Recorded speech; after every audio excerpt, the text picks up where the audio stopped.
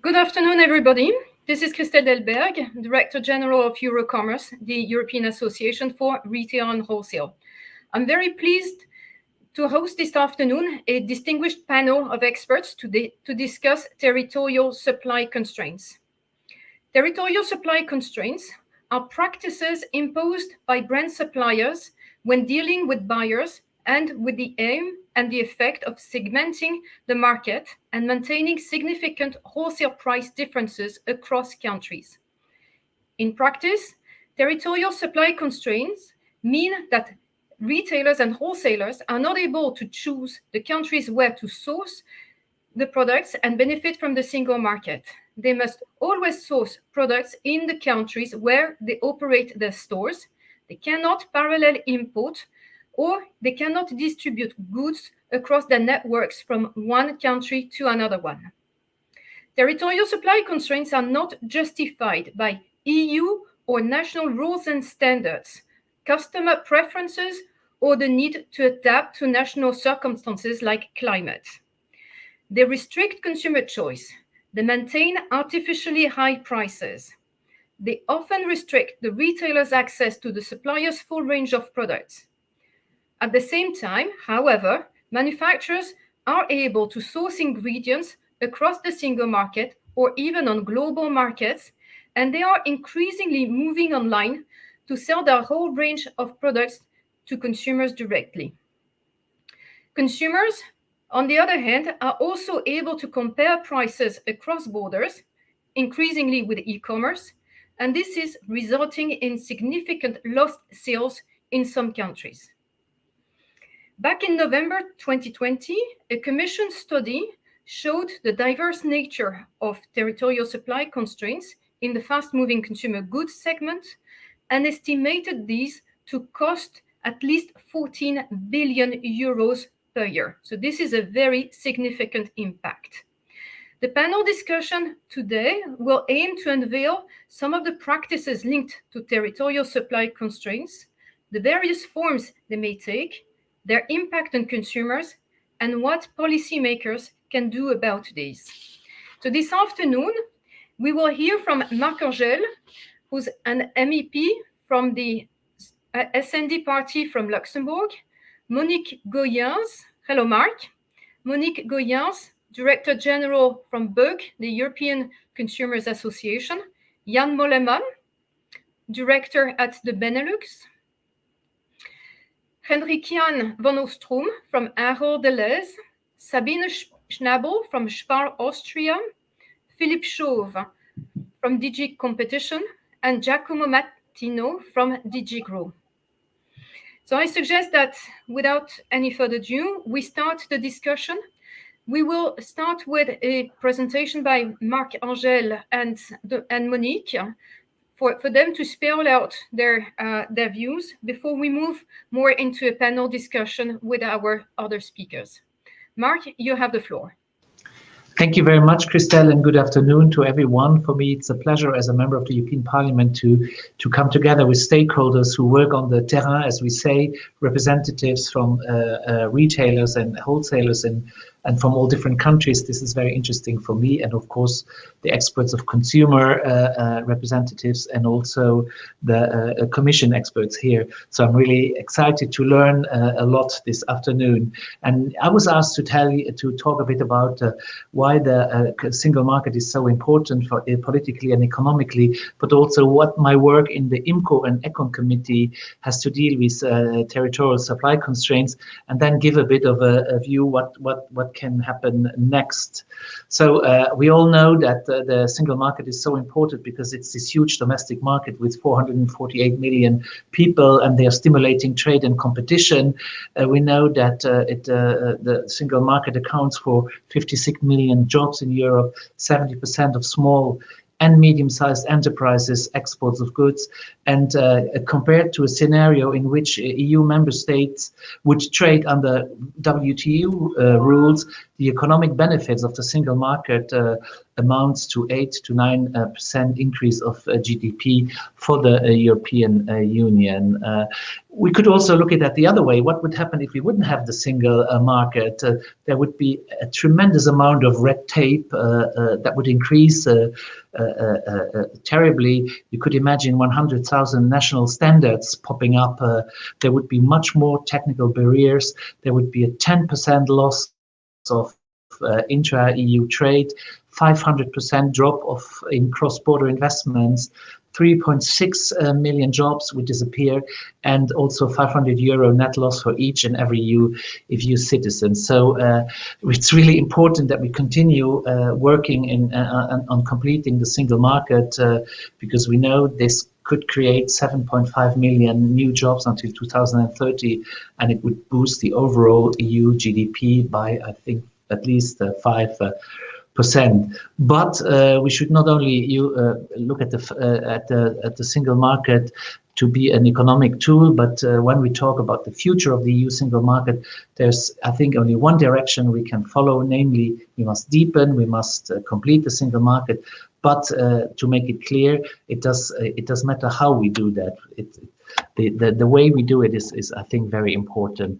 So I've been working in IMCO and Econ committee on non-tariff barriers. Maybe explain you why I do that, because as a member from Luxembourg, when I go back to my constituencies, I'm addressed by consumer organization a lot on this, but a lot also by retailers, by shopkeepers, by entrepreneurs. This is every time I have a public meeting and there is public, a question pops up about the territorial supply constraints, because this is really something which is hindering our entrepreneurs and our businesses. And I've been also a member of national parliament for many years, and I was in the Benelux Parliamentary Assembly, and I saw that this is not only a problem of Luxembourg, but also of Belgium and Netherlands. And reading all the new studies, we can see that it is far over Benelux. Therefore, I'm also happy that we have Mr. Schnabel from Spar in Austria here, because it's not as many people just think it's a Benelux problem. So I was acting as a shadow S&D rapporteur in a report on non-tariff and non-tax barriers, where of course we talked a lot about the COVID-19 problems, but and I was also S&D shadow rapporteur in the 2019 and 2020 competition report on the Econ side, but also on the IMCON. And in every report, I really tried to raise the awareness of the territorial supply constraints, and I was surprised that many colleagues did not know about it. So, and I felt a bit bad when I said, "Oh, they call me the guy who always comes up with this problem." So I'm really happy that this event is created. It makes me feel better, because I know that it is a problem, and it's, as I said, not a problem only for very small countries.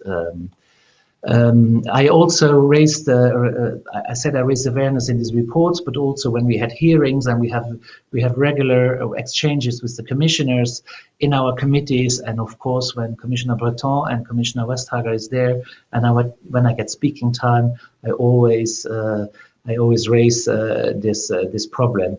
We know that the primary objective of EU competition policy is to prevent the distortion of competition in order to preserve and to deepen the integrity of the internal market, and very importantly also to protect the consumers. And meanwhile, we know that the territorial supply constraints are imposed by suppliers to restrict the retailer's ability. And without going into detail, because Christel already explained it very, very much, what the effects are and also the economic effects are. Studies in the Benelux have showed that the supply of goods and the level of prices vary greatly depending on where you are. And this also applies to the border regions in Germany and France, where consumer prices are often lower than in the neighboring Benelux countries. And this may have negative consequences for both consumers and the retailers in the Benelux.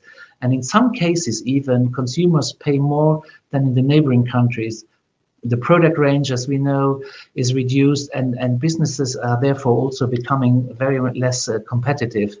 And retailers and wholesalers, they are unable to benefit from the single market, and they are unable to negotiate better conditions for certain products. The issue has in particular been touched upon in diverse communications of the communication. I can be briefer here. Christel mentioned it already, and we know that the Commission launched in 2019 a fact-finding into the TSCs in the EU retail sector. However, I believe that we have to take into consideration the interests of the SMEs, not least compared to international groups, because as you know, they have the means to deal with all the complex regulations. So what could be the next steps? Coming back to the single market, we have to remember that Parliament was always, and I don't have to tell you that, since always the driving force behind the creation of the internal market. Specifically, I go very back now, in its resolution of November 1997, it backed the idea of turning the internal market into a fully integrated single market by 2002. And Parliament also always has played an active role in the relaunch of the internal market. And we have also been very active in Parliament on the single market governance. And let me now refer back what I mentioned at the beginning. This project is much more than an economical project. And looking ahead, the single market is key to success of the European Union's green and digital transition, and also with respect, of course, to social policies. The single market is a driver for EU competitiveness, growth and recovery from the COVID-19 crisis, and hopefully we don't know yet what is coming with the Ukraine crisis. The single market must be at the heart of the EU new industrial strategy. And amongst others, I currently work on the report on the implementation of the updated industrial strategy. And here, I think it's very important that we must make sure that the focus remains on strengthening the resilience of the single market to disruptions, addressing technological and industrial strategic dependencies of the European Union, and speeding up the digital and the green transitions of our industry. Our commitment to completing the single market is, I guess, unquestionable. And in order to take one more step in this direction, we really count on the Commission's clear proposal to effectively tackle and eliminate the territorial supply constraints. And of course, we as the European Parliament, we will also hold the Commission to account in this respect. And to conclude, a last little anecdote. When I was many years ago, I came to Brussels as a member of the National Parliament, and Commissioner Barnier was responsible for the single market. So I must have been in the Barroso Commission. We already addressed that, and we were promised that the Commission is fully aware of this problem. We know things have been done, but I really hope that the process to solve this problem of the territorial supply constraints will be speeded up. And as I said, the Commission, you can count on the Parliament to support you on that. Thank you very much. Thank you very much, Mark, for these introductory remarks on the importance of the single market and holding the Commission accountable to take action on those things. It is amazing that this issue has indeed arisen no less than about something like 10 years ago or something, and it is still on the agenda. But what I would like now is to give the floor to Monique. So Monique, you're the Director General of BEUC, the European Association for Consumer Associations, the Confederation of European Associations. I mean, TSCs are TSC's first and foremost impact is on consumers who get higher prices and a reduced choice of products. And even in cases some products may not be available across the border to just justify a TSC. So at times of growing e-commerce, high inflation, and as consumers' purchasing power is being put under even further pressure these days from higher energy bills, high inflation, how do you see the situation from your point of view? Yes, good afternoon, and thank you very much to enable me to give the consumer perspective to this very important topic. And in fact, from the consumer perspective, the idea of a single market, a big single market, where you have more competition, meaning more choice, as you said, Crystal, also lower prices, but also more innovation and better quality products, because that's what competition is supposed to do when it works well, is of course something that we support very much as a consumer organization. And can I say, Berg is celebrating this year its 60th anniversary. We existed well before the single market concept even was in the minds of the European policymakers. And we have seen how European consumers have benefited of the development, of the establishment and the development of a single market. And even more so, as you say, with the explosion of e-commerce, which made it easier to buy cross borders. Although e-commerce has its downsides also, but that might be maybe the topic of another event. And so the concept of the single market is beneficial for the consumer. What is very important is that this defragmentation of the markets that has taken place thanks to the single market policy is not going to be followed up now by a refragmentation of the single market by private companies. Consumers should continue to be to enjoy the big European space. And as Berg, we have been watching markets and monitoring markets together with our national members over many decades now, and there are quite a lot of territorial supply constraints that we have been calling out. In the early 80s, it was, I don't know whether all of you were born at that time, they have huge differences in car prices across Europe. France had tremendously high car prices in comparison to Belgium or to Netherlands or Luxembourg. And there it was really important. The Commission had to intervene in order to put some order in the pricing of cars. Of course, all of us know the mobile roaming prices that was called out by EuroCommerce, our French member, where you saw how costly it was without any justification for economic reasons to use your mobile phone abroad. And you have seen we needed, the market didn't deliver, so we really needed regulation. Commission, European regulation, not Commission, or it was a co-decision procedure, of course, in order to have mobile roaming made free. More recently, we have the subscription by consumers of television services from abroad made very difficult. You know, this geo-blocking that exists, where there has been a court case where the Commission has been brought to court by Canal+. Even though they have lost the case on legal grounds, the court has explicitly said that geo-blocking clauses are against European law. So in short, from the consumer perspective, any attempt by a company to split the single market is against the consumer interest. That's why we are totally against territorial supply constraints. And we know you mentioned a lot of examples and a lot of cases that have been reported. And we would say that every time there is evidence, we are really willing and happy to team up, be it with EuroCommerce or even on our own, to flag those incidents and those behaviors towards the policymakers or towards the competition authorities in order for them to take action. And as you said, Crystal, this is even more crucial now, where we are in a period of inflationary times, yes, also, which means that every measure needs to be taken in order to keep prices under control.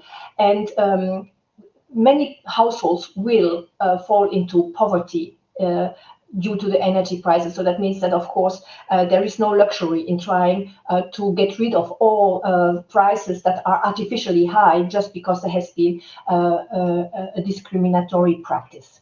There is one thing I wanted still to put caution on, because getting rid of territorial supply constraints does not necessarily automatically mean that consumer retail prices are going to go down. This depends on the national market and on the fact whether the retailer is going to pass on to the consumer the reduction in cost that he will have if he has access to other supply sources. So it's very important for us, in order to support the elimination of TSCs, to also know that the benefits of this ban or of this, let's say, a regulation are going to be passed on to the consumer. Otherwise, if it's the wholesale or the distribution margins that are going to be increased, that is not really then will not help people in times of inflation. There is one thing I would like to stress. We really believe that if the market does not deliver, don't count on the code of conduct to deliver.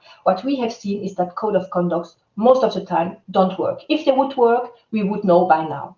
That's why we believe that if the market doesn't deliver, it would be time for regulatory intervention, be it by competition authorities or competition policymakers, or by other legislators, but there is a need then to intervene in the market to correct the wrongdoings. Thank you very much.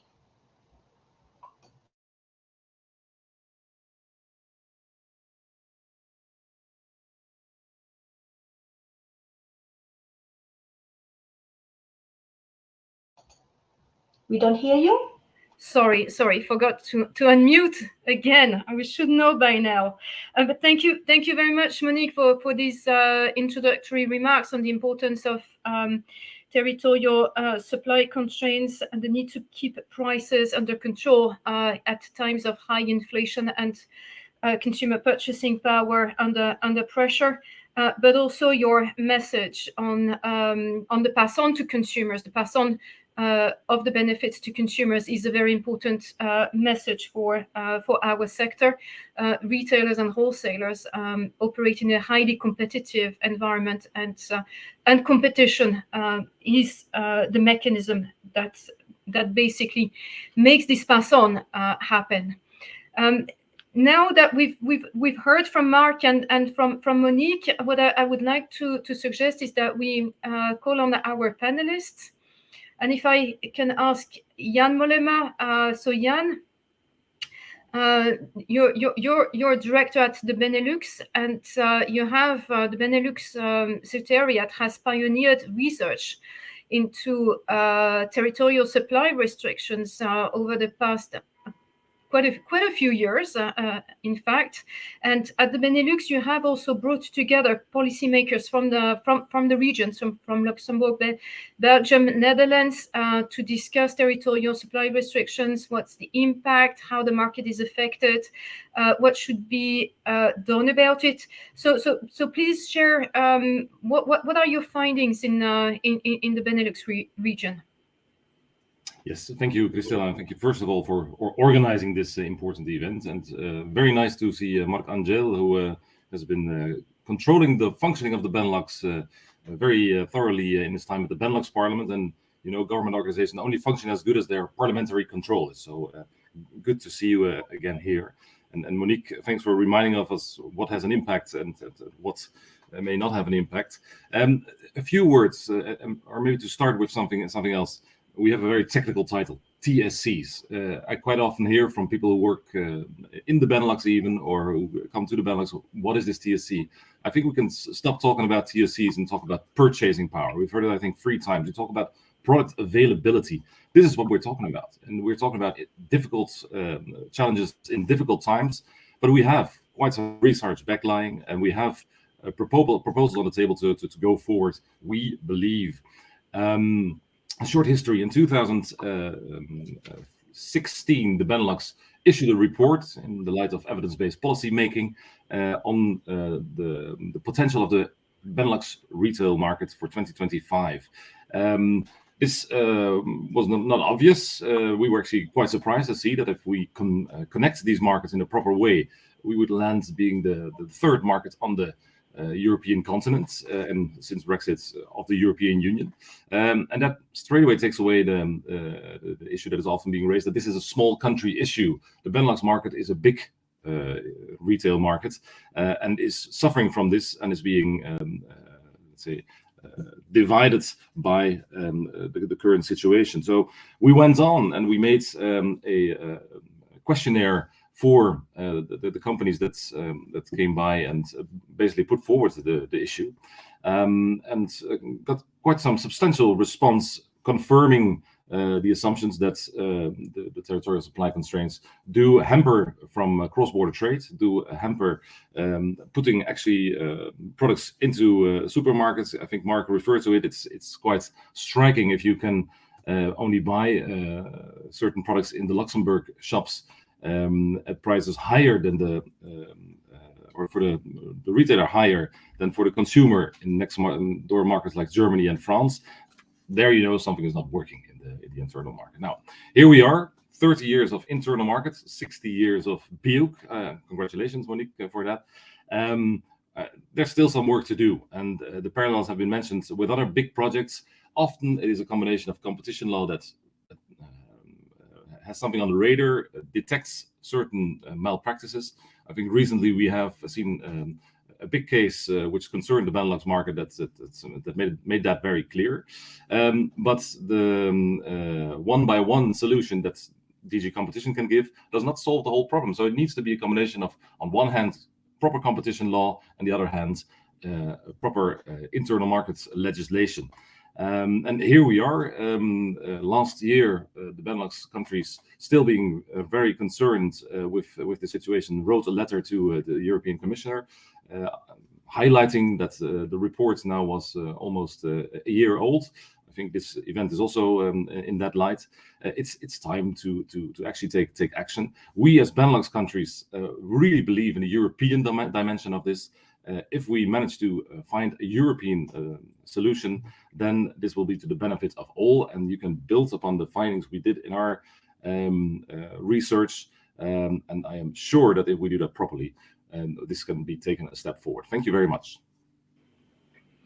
Thank you, Jan, for having pioneered this in the Benelux, and also mentioning the importance of moving away from acronyms and talking about concept that everybody understands, like purchasing power, like product availability. I'd like to invite Sabine, Henrik Jan, and then Sabine to illustrate from a retailer perspective what TSCs, what does that mean? What kind of what kind of barriers are emerging out of territorial supply restrictions? So bringing out bringing the concept into something more concrete, and the question is, how is this impacting on your position on the market? Henrik Jan, if you would like to start. Yes, happy to do so. Thank you very much, Christelle. Well, let me first also stress that it's quite remarkable that even 30 years after the official start of the EU single market, there's still no proper functioning single market for fast-moving consumer goods. And it's even more remarkable, I think, if one takes into account that this problem has already been identified more than a decade ago, as also Mr. Mark Angel noted. I mean, in 2010, in fact, the European Commission published its so-called retail market monitoring report. And in this report, the Commission concluded, and this was in the context of territorial supply constraints, and I will quote, branded manufacturers will attempt to maintain price discrimination at all costs. End of quote. And so, I mean, the Commission was quite right in 2010. And so here we are today in this meeting, still facing this very persistent problem. I think it's important to note that competition law can very partially tackle territorial supply, but not to the full. I mean, in the competition law, I mean, you really have to prove that the supplier has a dominant market position and abuses that position to fragment the internal market. Think of the 2019 AB InBev case. But competition policy falls really short if you deal with non-dominant suppliers selling via their own national sales subsidiaries. Because these suppliers, and that's the problem, are currently able to hide behind their contractual freedom and could refuse to supply if they are not convinced that a supermarket like ours sticks to their preferred local-for-local sales policy. And this makes parallel importing or central sourcing difficult, if not impossible. This basically destroys, if you want, the internal market. Now, the best way to address this, and I support here BEUC, would really be to introduce internal market legislation which effectively would reconcile, on the one hand, the contractual freedom of the fast-moving consumer goods supplier, with, on the other hand, the rights of supermarkets and their customers to make full use of the freedoms of the internal market. Now, the interesting thing is that there is already a single market solution in a way which seems to work, and that's the existing geo-blocking B2C regulation. This regulation states that an online buyer in the EU cannot be discriminated by an online seller based on the place where the online buyer resides in the single market. Now, a similar instrument should be created for B2B situations, effectively prohibiting, if you want, geo-blocking by fast-moving consumer goods suppliers of retailers who want to engage in parallel importing or central sourcing. Now, there are, by the way, and I think this is important to note, now we come to the practicalities, other reasons why, in the view of large suppliers, their local for local sales policy should apply. For example, because in certain national geographies in the EU, they oblige specific labeling rules. Think of language requirement, but could also be product content related ingredient specifications. And I think it's fair to say that these arguments are not always totally unreasonable. A supplier cannot be blamed for differences in language requirements. It should, however, be noted that there are several very easy ways to overcome this type of barriers. Supermarkets face exactly the same situation when it comes to their private labels. But for private label manufacturers, this is no reason at all to refuse central ordering of goods. They will simply ensure that the right quantities of ordered products per EU country destination are foreseen from the right languages on the labels and charge for this service a fee. Nevertheless, I think it would be really good that the EU should also promote single market integration in the fast-moving consumer good domain by harmonizing label information requirements and by allowing to make compulsory labeling information digitally available to consumers. Now, lastly, I think that there's now really a kind of new momentum building up to tackle territorial supply constraints. It is the already mentioned 2020 study of the Commission that clearly points out that there is consumer welfare loss to the tune of 14 billion euros annually. So this is no small beer, and it's up for grabs if we tackle territorial supply constraints. And then there is this wave of hyperinflation we are currently facing.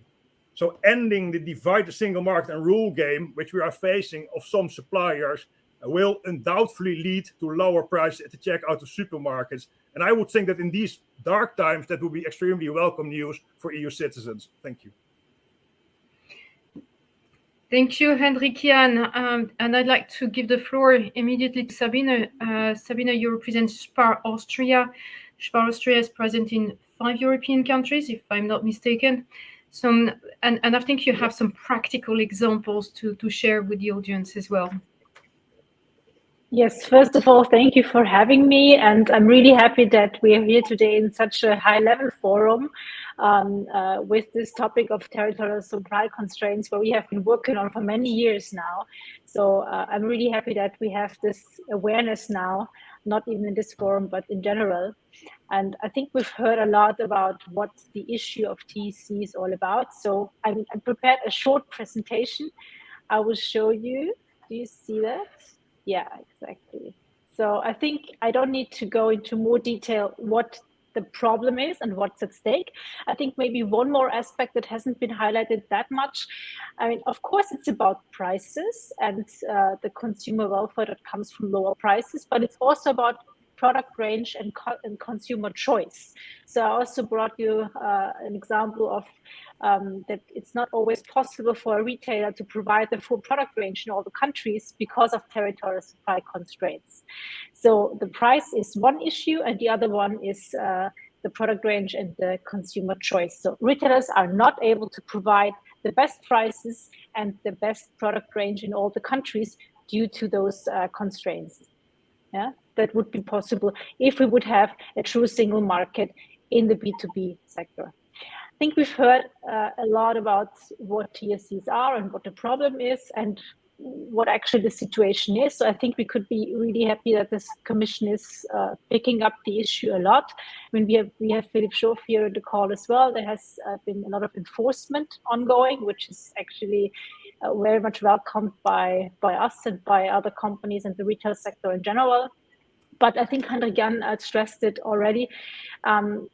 The existing law is not sufficient. So actually, most of the practices, if the producer or the manufacturer is not market dominant, are perfectly legal.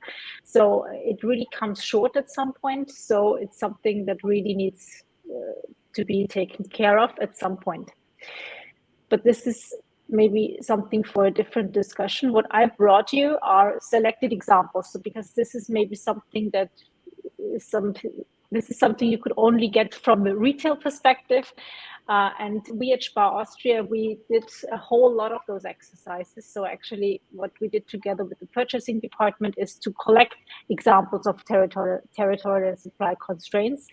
And we also brought this to you here in an anonymized form.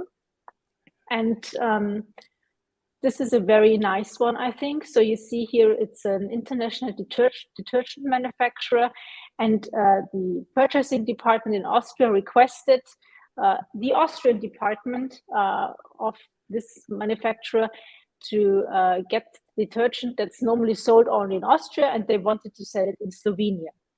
And this is the email that came back, and it said, well, we cannot supply you with a requested product because this article is only intended for the German-speaking market. We don't want it on the Slovenian market. We don't want to sell it there. And it wasn't possible for Spar Austria to parallel import this product. So you wouldn't get it, even though you have the relationships in Austria. So this is, I think, a very nice example to see that it's not about the price. We didn't even get as far as the price. It's also about the product range.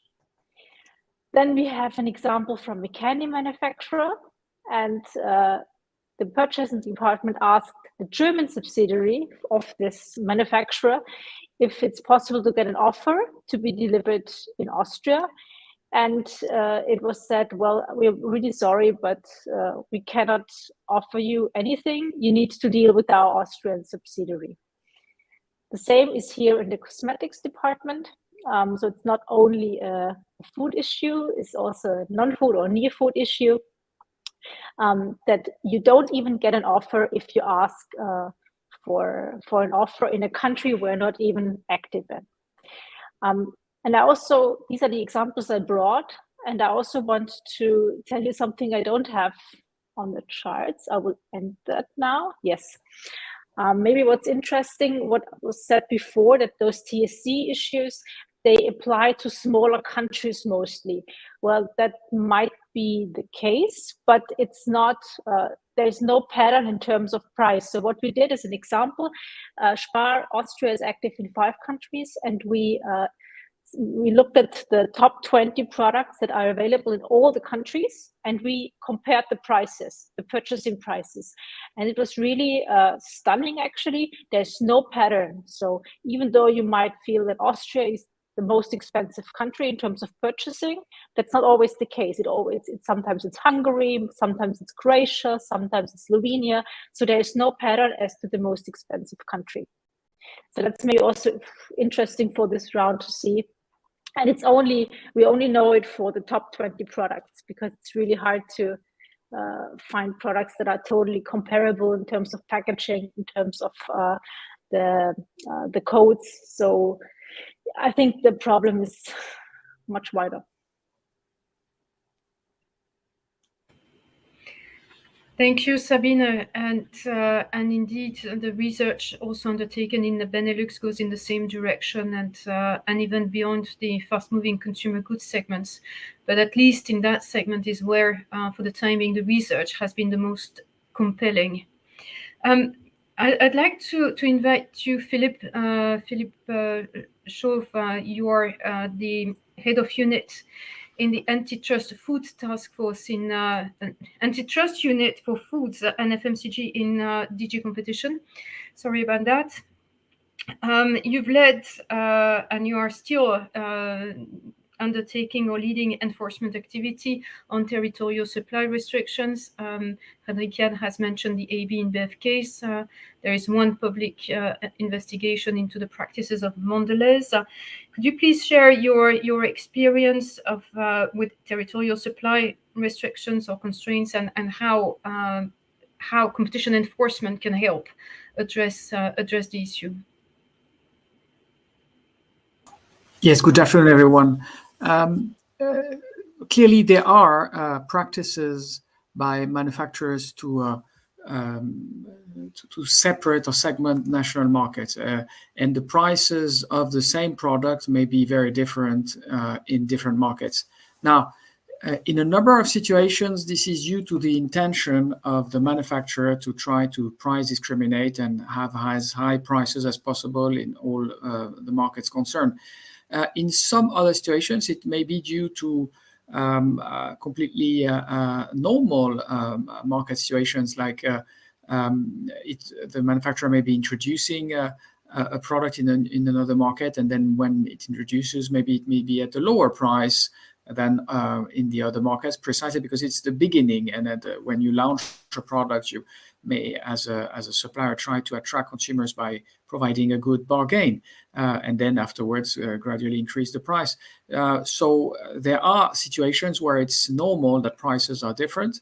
There are also, of course, some physical constraints. I mean, in certain products, Germany is clearly much cheaper than most of its neighbors. But that doesn't mean that overnight, of course, a manufacturer could supply all these markets exclusively from Germany. So there are also some practical issues at stake. But so I would like to provide a bit this balanced view that there are situations where it's really not acceptable that price differences and differentiation in products are made, but there are also situations where it can be acceptable, and it makes sense. Actually, not only it's acceptable, it makes sense. Now, in our own practice, what we see is that many manufacturers are tempted to do the first kind of, probably everyone is doing the second kind of practices due to normal market considerations. But in terms of trying to segment the market to increase, to maintain as high prices as possible, this is, of course, the business of all manufacturers. And so a number of them are trying that. Now, some are doing it in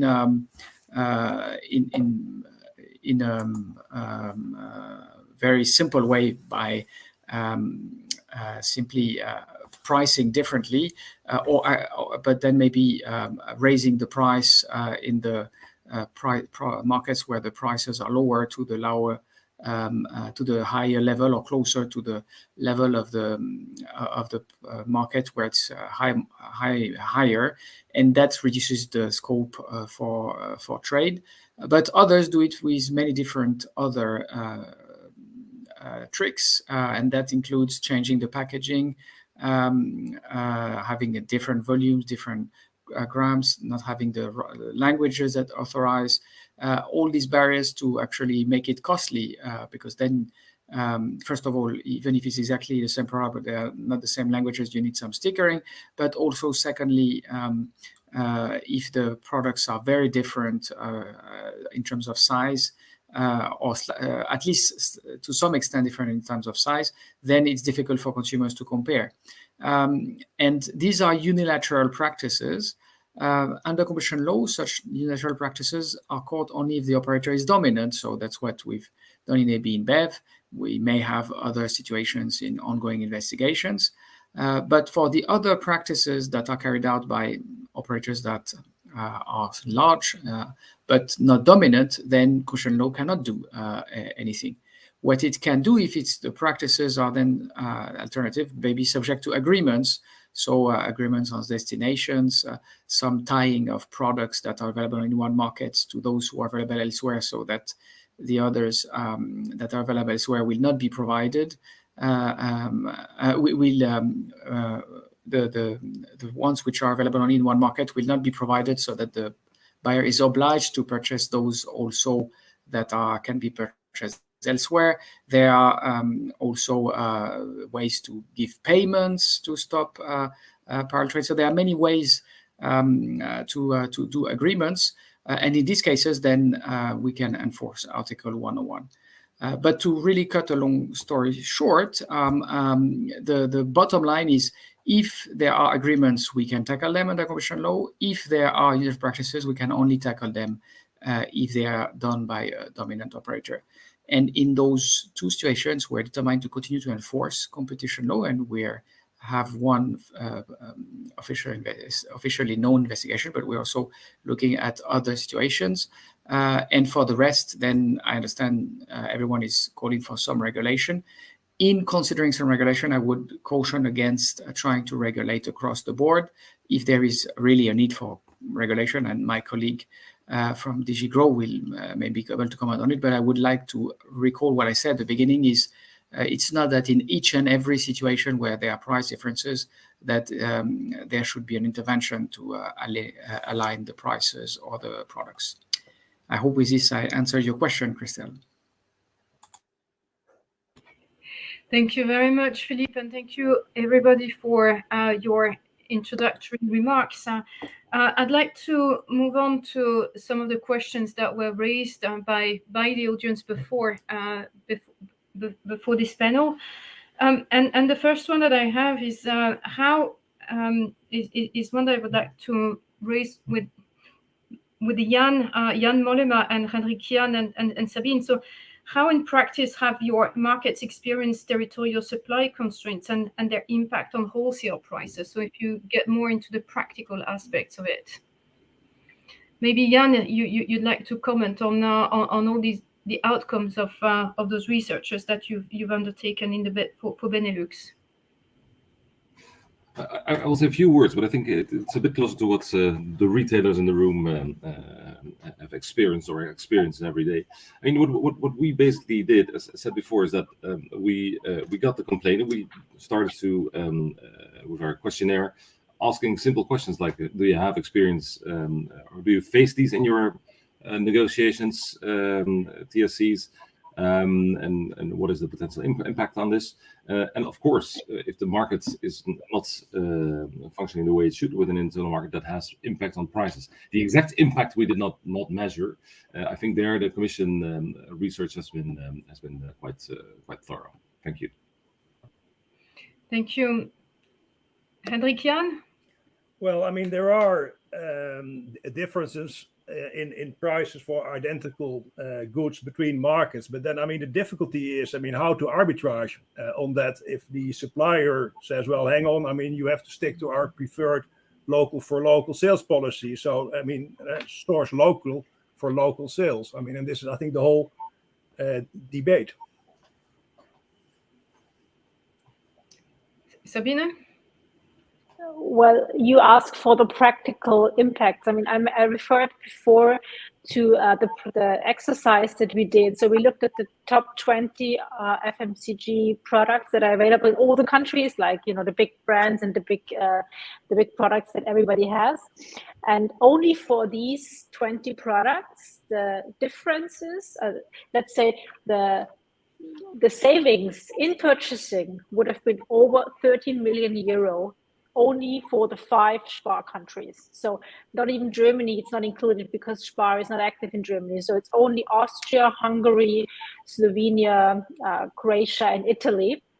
But we had the access to the purchasing prices of those articles. And only for those 20 products in those 5 countries, the difference would be over 13 million euro per year. So you can see the impact would be huge if you were to be able to source in all the markets all over Europe, especially for Austria. I mean, it's not a Benelux country, obviously, but we are really close to the German market, and you know, so the language would be the same, and I think there would be huge benefits in terms of European purchasing. Thank you. I'd like to move on to Monique. And the question to you, Monique, is how can we work with the national consumer associations to make sure that prices remain within check? I mean, as you mentioned, and ensure that consumers do not suffer from artificially high prices resulting from territorial supply restrictions. Well, I think the best thing to do is to keep open the dialogue and the line of communication, and to exchange information and evidence whenever there is something that we don't find normal on the market. And of course, consumer organizations across Europe are checking prices constantly, and so they could really maybe engage more proactively than what they're doing now with the association, your associations in the country, or maybe we could team up at European level to compare and to see, and then on basis of that, That's already very important. Also, maybe to provide evidence to the competition authorities or to the regulators if we are calling for a more, let's say, beyond competition intervention on the market.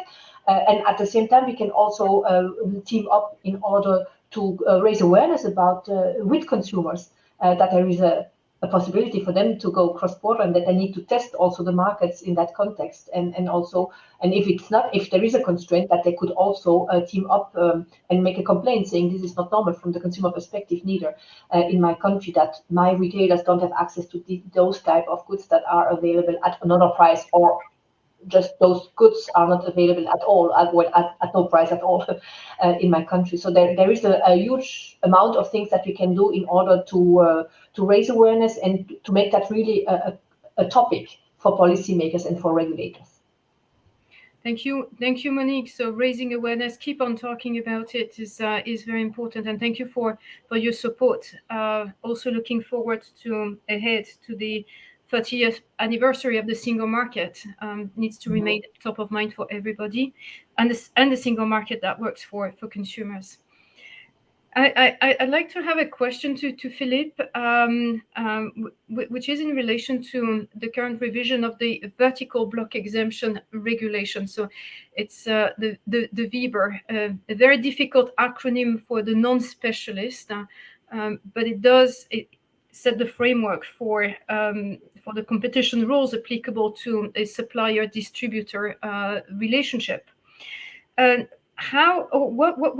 does the VBER and the guidelines, what do they permit manufacturers to do to enforce territorial supply restrictions? And well, it's a little bit of a weird question, but rather, how can the guidelines help the retailers have a clear piece of paper to show the distributor that their actions are not allowed, that's fragmenting the single market is, or parallel import bans are a no-go under competition rules? Well, I mean, to make it very simple, I mean, we have both a regulation and guidelines. The regulation is about what is a priori authorized unless they can be exposed to some intervention. And then the guidelines are addressing all situations possible. Now, the regulation is giving a safe harbor to very few instances where you can have restrictions on destinations.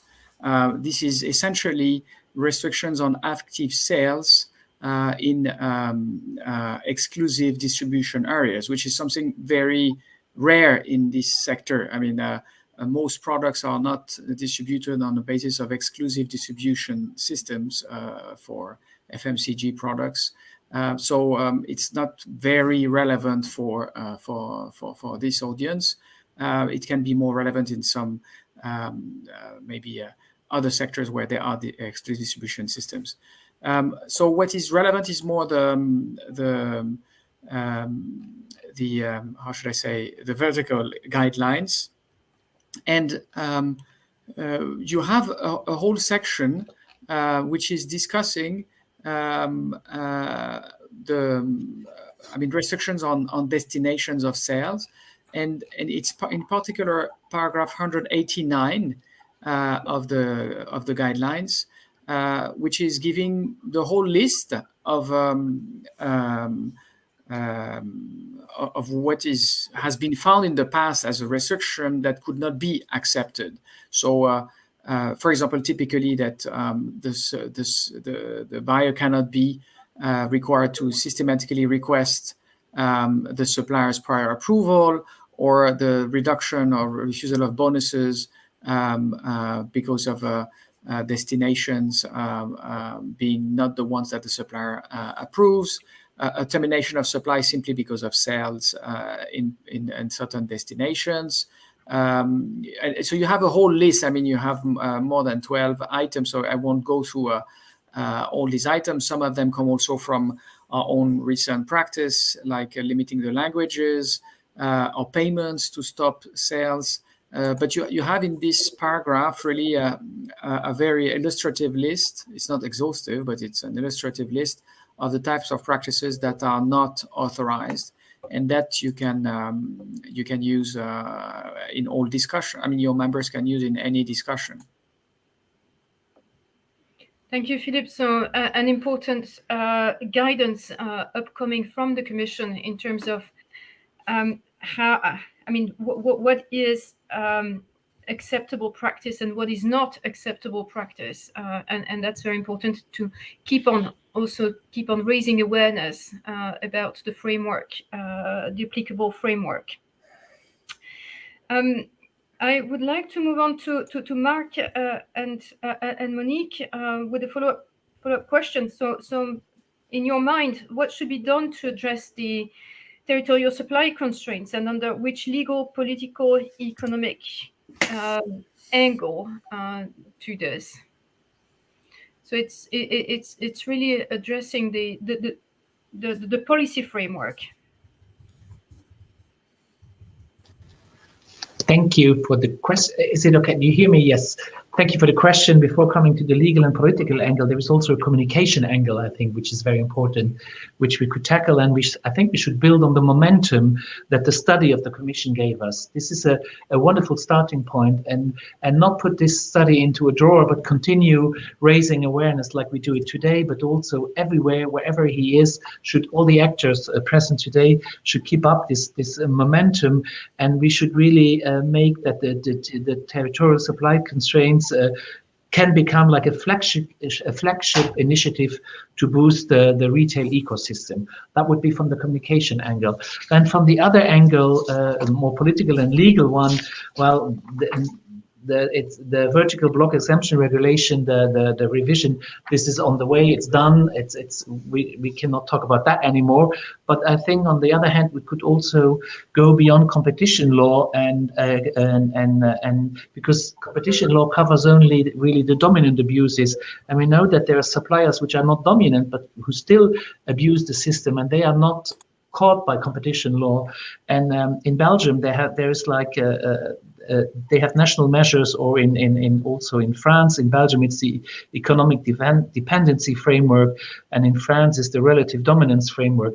And this could be an inspiration for a European solution. And then I think we should have really an all-encompassing unfair trading practices directive, where the TCS have a prominent place in. And then what is very important is also to continue working on having more harmonization and more mutual recognition. This is raising the level of harmonization and mutual recognition is, I think, very, very important. And then also it has been mentioned, the parallel imports. We have to raise awareness about parallel imports. There's a whole lot of measures which can be taken, but moreover, use now this momentum which came up, and not forget what I said at the beginning. What if we really complete the single market by 2030? What opportunities it gives us in creating jobs, but also in making more money and also benefiting consumers. Thank you, Mark. Monique, would you like to complement or? Yes, very quickly. That makes me think a little bit about the discussion that we had also a few years ago about dual quality of goods within Europe. I don't know whether you remember that discussion, where the quality, not the accessibility, but the quality of the product was different depending on the country where it was marketed. First of all, I would like to stress, I really support what Philippe mentioned in his intervention about there are constraints that are justified. So not all constraints linked to territory are to be put in the bin. But of course, we are really focusing on the ones that are discriminatory and not justified. And that's the whole discussion, what is acceptable and what is not. And that's where we need to concentrate on. And what I would like to say is that the whole single market policy is about opening up markets for companies, mainly, hoping that consumers will benefit from that opening up of markets. And so companies receive a lot of, let's say, common rules, harmonized frameworks in order to make it easier for them to be outside of their borders. They cannot have best of all worlds. If they get the benefits of a single market, they must also have it's not a downside, but also the consequences of a single market, meaning that the customer side can also go cross-border. And so that's also a philosophy that needs a little bit to be to maybe be also made more, raise the awareness about that type of philosophy. So for me, in terms of what needs to be done, first of all, please don't stick to a code of conduct. It doesn't work. There must be a regulatory approach. Now, that regulatory approach can be, first of all, competition policy. I mean, go on with individual cases, chase them up, and even the individual cases can lead to inspiring a regulatory initiative by, where relevant, generalizing the approach that has been taken or the analysis that is underlying. And then why not have a legislation like we had, for example, we had in the revision of the Commercial Practices Directive, and not trade practices, but commercial practices directive. There is now a reference to dual quality, where and we could have here, either in hard legislation or at least in documents that are being prepared by the European legislator, what is the list of constraints that is considered not to be acceptable, for example. And this is something we need to work towards in order to have also a clear framework for the retailers and for the companies about what is and is not allowed. That's certainly the way forward in our perspective. Thank you. Thank you, Monique. And Enrique-Jan, Sabine, would you like to also comment on this? What should be done? Well, I mean, as I already said in my introductory remarks, I mean, I think the best solution would be internal market legislation. In a way, an extension of the geo-blocking B2C regulation. That would be, I think, a real nice solution. And agree that there are nuances, as Mr. Schoof pointed out. I mean, if there are price differences because products are launched into the market and so on. I mean, happy to accept that. But I mean, apart from that, I think that if there's no possibility to arbitrate on price differences, then the internal market is not functioning. And then if competition law cannot tackle this sufficiently, then there is obviously only one last solution, and that's internal market legislation. Yeah, I think I can only say not the same, but I totally agree with you, Henrik-Jan. There's the enforcement of competition law on one side, which I think the Commission is doing really well. So I think here we can be actually it's very, very happy how this is working out and how this is picked up. And the other side, this is the legislative thing, and here I think the easiest way, which of course is not so easy when you look at the details, is that you just extend the B2C geo-blocking regulation to B2B. I mean, it sounds little, but it's of course a lot, and the discussion will be a hot one. But I think this is something in the direction we could think, because this is not something that we could do with existing law. Philippe, you want to say something? Yes, I wanted to ask, just to understand exactly what you were expecting in terms of intervention regulation. You're talking about no geo-blocking, so basically no refusal to supply. But how is this tackling the different practices that we've been discussing over this panel, but also before, such as having 169 gram package for biscuits on one side of the border and 182 on the other side. So how would you tackle differences in packaging? How would you tackle differences in languages like the one that you have mentioned, so that you don't get the language? What would the manufacturers have to have all languages on one package? How do we address these practical situations? That's the point. We could not tackle that with a B2B geo-blocking regulation, that's for sure. What we hope for is that it would be pressure then on the manufacturers to do so. I mean, what actually the B2B geo-blocking regulation would do is a non-discriminatory clause. So if I ask a supplier to supply me with product A in country A and I want to bring it to country B, I should be free to do so on the same terms as I would have been a retailer in country A, right? So that's actually what we ask for, and you're totally right. We would not tackle those issues, but we really hope for the market to, in the long run, to sort that out as well. And I mean, for the Austrian specific situation, it would be that we could have the benefit from the German market. It's the very same language and most of the same regulations apply. And of course, you can't force suppliers legally for the time being to have all the languages on their packaging. And there's, of course, special legal regulations. But we believe that the market will help here as well. Thank you, Sabine. There's one point that is connecting to a certain extent to territorial supply restrictions. I mean, the question is, what can the retailers do to help mitigate the impact of territorial supply restrictions?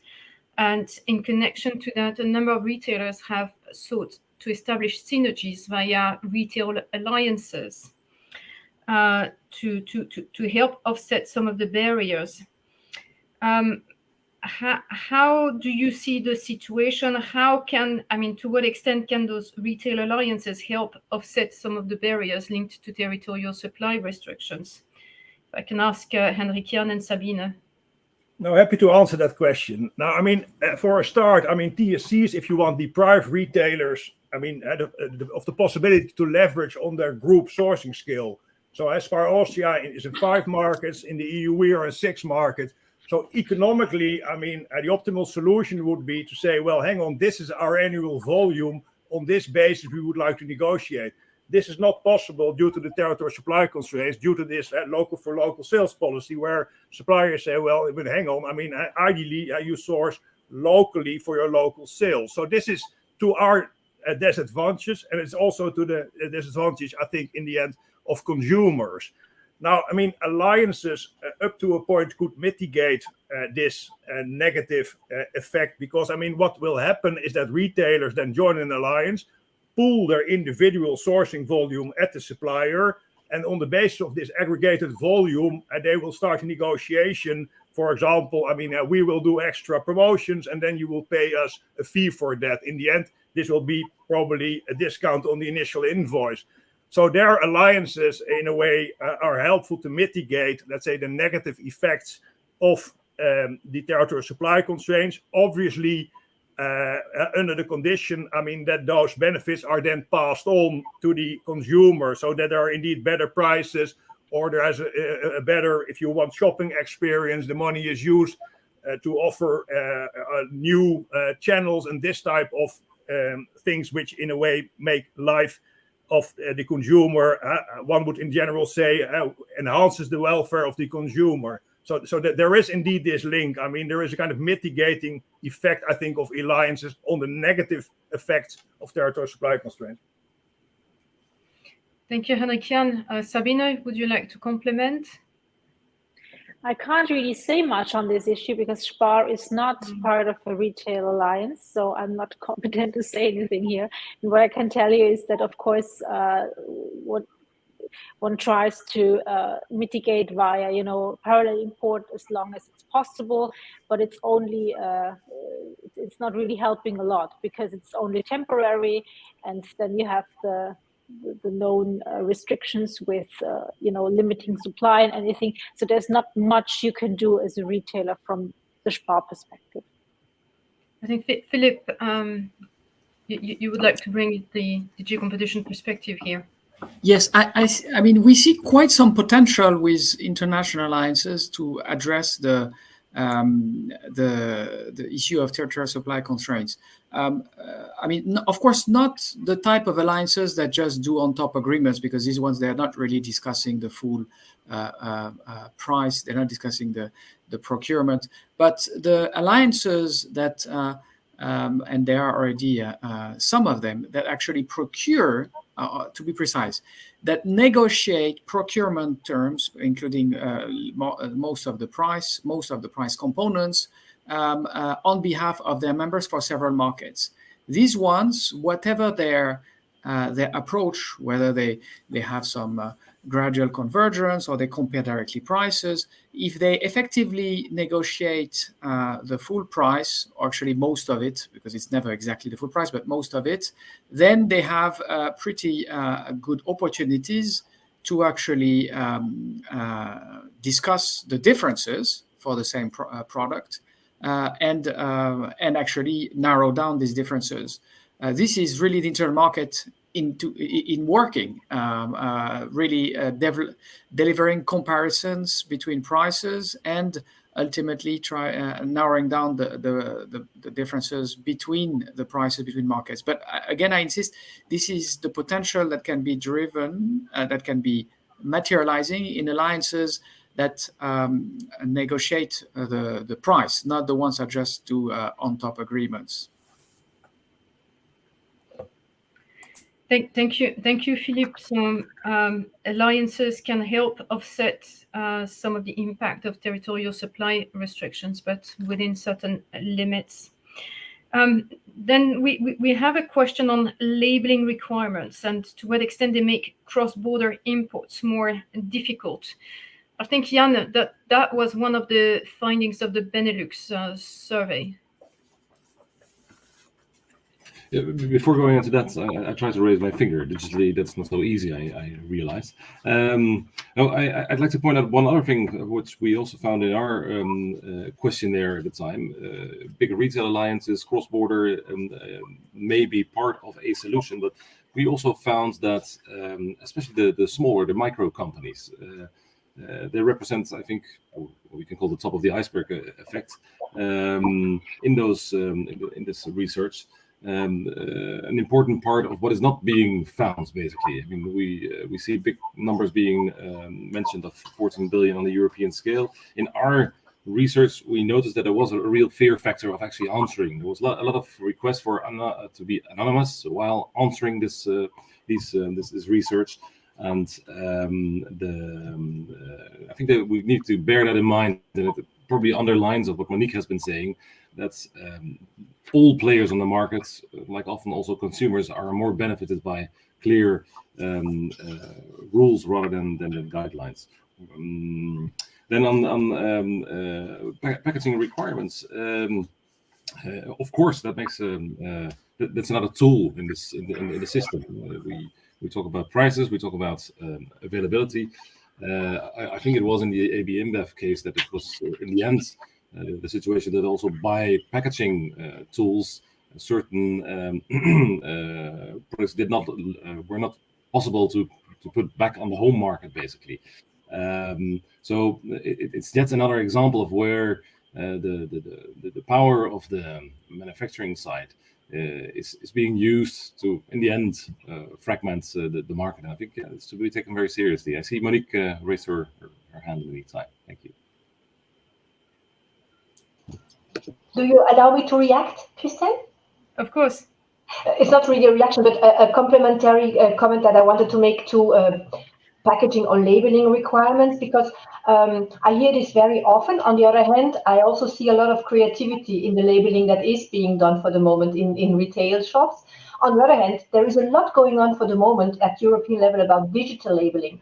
And this is a tool that can be used also to put your labeling in compliance quite quickly. Of course, there is mandatory labeling requirements that need to be complied with on the packet, and we would not like this to be only in digital, but there are ways for a retailer to very quickly overcome the labeling requirements by oversticking, just by using the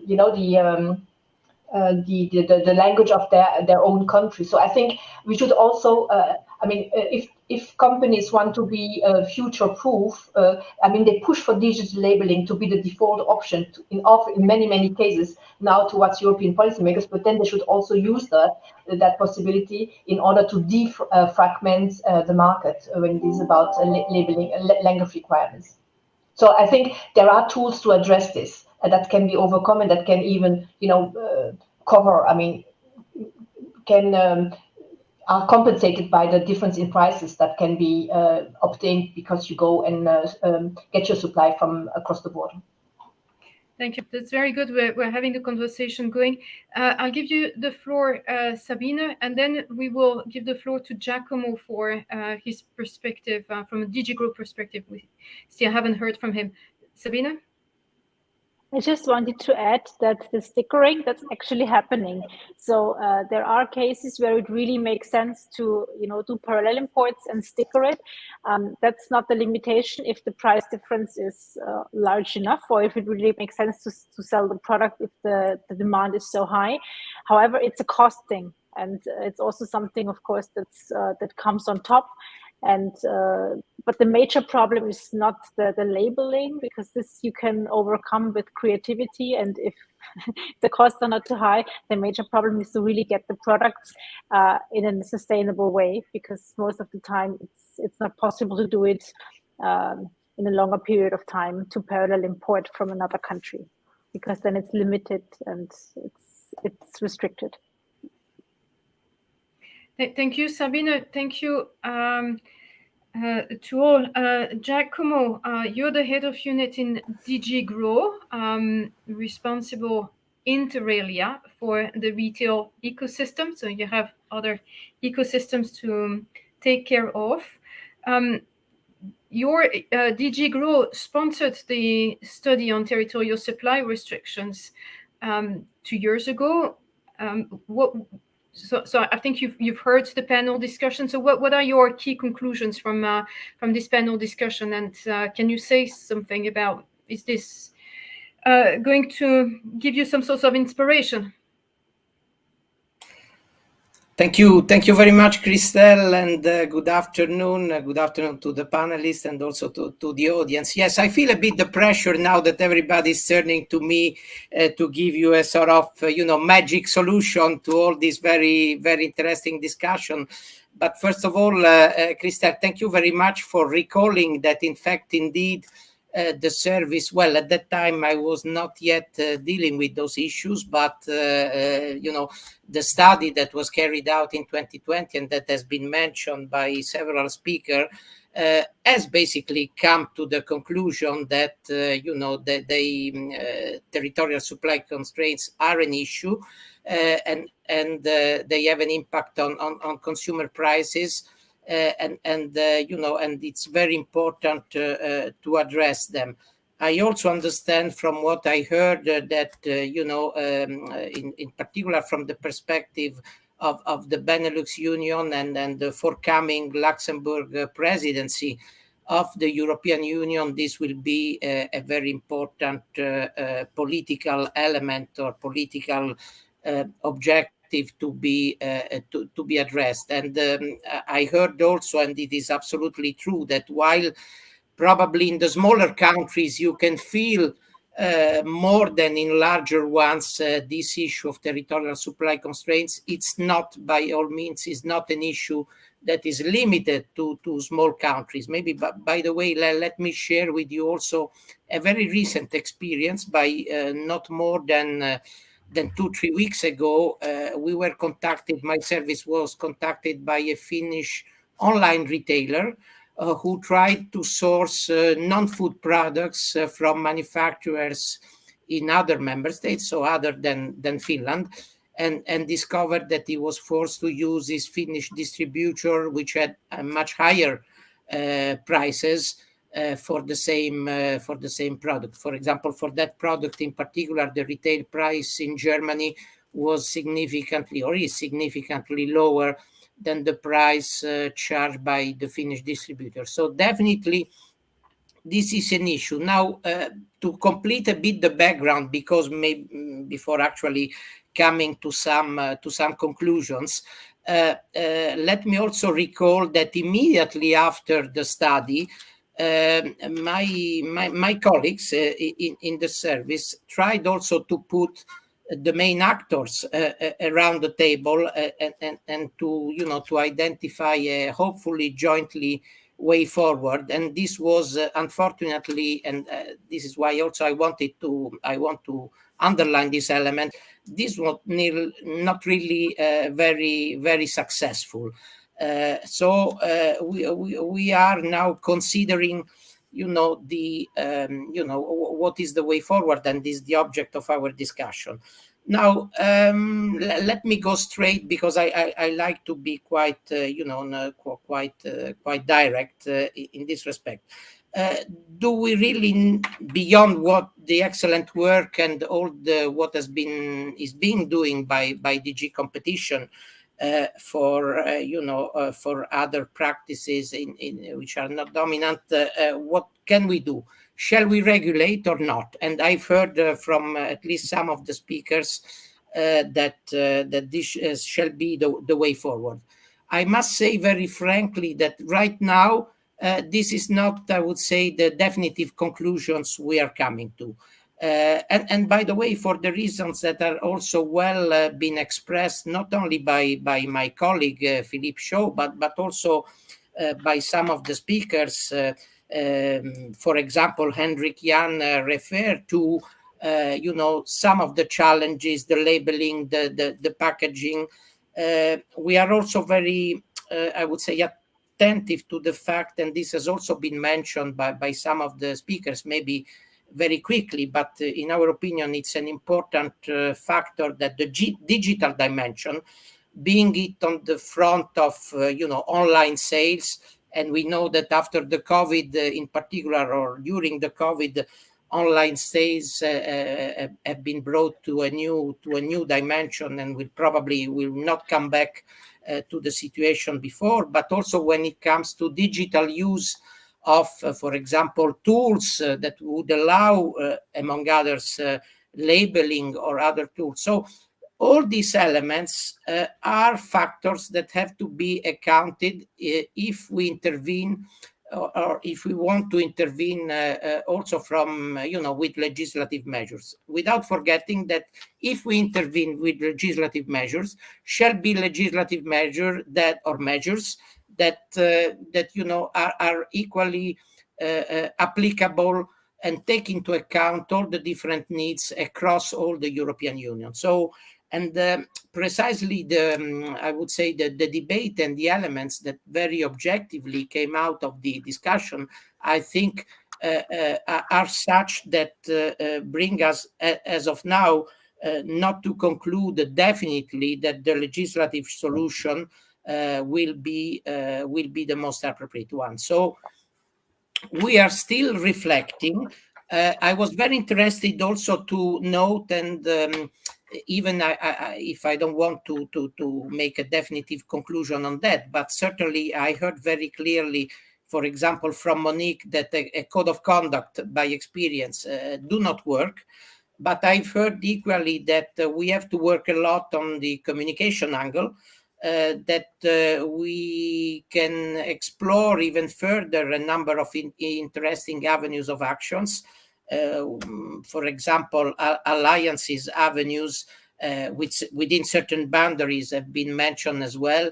So, I mean, I think we need to further explore all these avenues before, jumping to quick conclusions that will probably not completely address the matter, or not address it to the satisfaction of all interested parties. So from my side, certainly a lot of attention continues to be brought to this issue. We are thinking on how to enhance guidance, and we have heard that guidance will also be subject of particular attention in the context of DG competition measures. But apart from that, we want to be active in guidance to be given to consumers, but also to manufacturers and retailers as well. So these are the avenues we are considering for work. So once again, I don't think I can bring today, right now, one fits all solution, but certainly I think that this very interesting debate has certainly made, help a lot in having a lot of interesting avenues for action to emerge and to be brought to the attention. Thank you very much. Thank you, Giacomo. Before we conclude, there's 5 more minutes before we end this webinar. May I invite all the panelists to raise their 30-second pitch concluding remark? I would have one more question about Giacomo. Regarding the guidance that you mentioned, how could that look like? I'm really curious about that, because I think it's a really good step, as you say. It's we need to gear up in terms of communication and to increase pressure. And I would be very happy to hear more about the guidance. And if you also need input here or support, we're really happy to give that. Can I tell, or? I think I'll get the questions and comments and I'll give you the floor, Giacomo, just in case there's more. Monique. I just wanted a 30-second speech. Is that okay? Pardon? I wanted just to give my 30-second speech, no question to Giacomo. Okay, any other question to Giacomo? Henrik Jan. Yes, I got a question to Mr. Giacomo. I mean, in 2010, I mean, your own services concluded, and I quote again, branded manufacturers will attempt to maintain price discrimination at all costs. I mean, do you think that they will stop doing that by, I mean, offering guidance that this is no longer allowed? Sorry. Go ahead. Well, let me thank you very much for the 2 questions. Well, maybe I will start with that of Henrik Jan, of course. I think that, on one hand, we still believe in, especially with a changing environment for all. I think we think in the good engagement and willing for all. And when we see for all, it means all actors. There are not bad guys and nice guys here. Let me be frank. I don't believe in this approach. So and I think that our discussion have in a very fair manner has made emerge a number of interesting avenues. Now, guidance. It cannot be a unique avenue, and by all means, I don't think that the Commission on its own and in our offices in Brussels can just draw. So it shall be a work that we do together. We do together with the relevant actors, and it can be in the form of a document with, for example, good or also pointing bad practices that shall not be followed, but can be also with a series, for example, of workshops where we also put around the table, the relevant actors, being it from the manufacturer side, retailer side, but also consumer and public administration. So, I mean, just thinking loud here, but this could be certainly 2 avenues that could be very useful in order to address the issue. And we will be taking seriously the option of course, preparing a document that could be a reference or a living reference, if you want, in that respect, to bring best practices in front of the consumers and to the benefits of all. Thank you, Giacomo. Monique? Can I maybe give a message to DG Grow? This is not a new topic. This is going on since decades. It is very well known. It has been very well researched. The first conclusions have been made years ago. Can I say be bold and take action? Just another round of guidance or of whatever smooth self-regulatory or soft legislative approach won't work. It has not worked in the past. So maybe it will not be perfect. What the next legislative step would not necessarily be perfect to start with, but at least it would already send some strong signals. We have to do here with very strong market players, maybe not bad market. It's not about bad and good guys, but here things are not happening that should happen since a long time. And at a given moment, you just need to take your responsibility as a legislator and step up what the market doesn't deliver. Thank you, Monique. Mark? Yeah, I can only echo what Monique said. Be bold and take action, and as I said, use the momentum of the study to take action. And the worst thing we could do now is making a pause in action while we are reflecting if we should should have legislation or not. Let's use all the other avenues which have been discussed, but parallelly really think seriously of a piece of legislation. I learned a lot. Thank you to all the people participating, and thank you also, Christelle, for organizing this. Thank you. Jan, 30 seconds, last message. Let's take 30 minutes, Christelle. Thank you. I will be very brief. I also learned a lot. I learned today that the consumers have put this on their radar and are on board, because that's really important, I think. I tried to explain that this is not small beer, as somebody said before. The Benelux retail internal market consists of 250 billion turnover on a yearly basis. If we can optimize this just a little bit, we can make enormous increase in growth jobs. And I think in these days, very important, we can do something about the hyperinflation going on. And I think this is really an opportunity, not only for the Benelux countries, but for the European Commission and for the Commission consumers here at the table. Thank you very much. Thank you, Jan. And Philippe? I'll just say we will continue to do our job. We are clearly going to continue to investigate any violations of 101, 102. As regards unilateral practices, it seems to me, just to help maybe the debate, that it would be good to have more a number of examples, concrete examples, and maybe that could be the subject of a discussion with the manufacturers, so they explain why they have such gram here, such weight here, such weight there, such volume here, such volume there. Why do they have different packages? Maybe that can also advance a bit the debate to see where things are not justified and where they are justified.